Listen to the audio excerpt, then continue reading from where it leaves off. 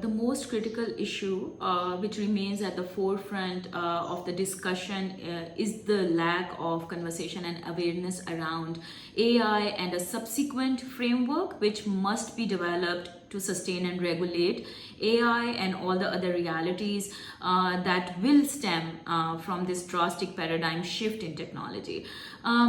There is rarely any mechanism for AI governance in the global south is available, which means that we are already behind the global north in terms of developing policy framework, governance framework, and regulatory frameworks around algorithms which can guide and filter the employment of AI mechanisms in our part of the world. Through this white paper, which has been guided by a working group which is really diverse from all regions, a very good representation from the global south, has been developed with the aim of bridging a crucial gap which is currently present between the global north and the global south, especially when it comes to discussions around AI or the governing framework of AI. This field is particularly new when it comes to technology, and there is still time before it becomes a familiar and accessible reality for many people around the world.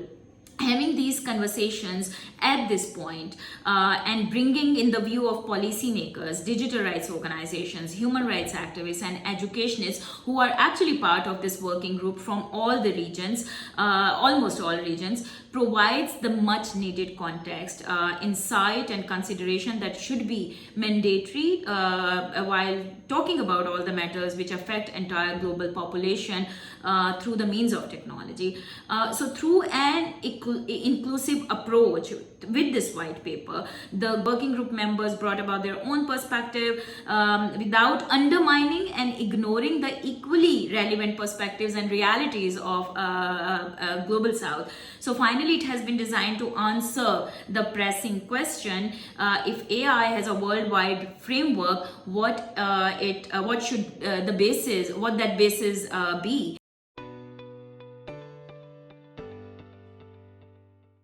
I would suggest ideally this white paper is really important for international organizations like UN mechanisms who have a focus or they are looking into the AI frameworks around the world, academics, nation states, governments, regulatory bodies, digital rights organizations,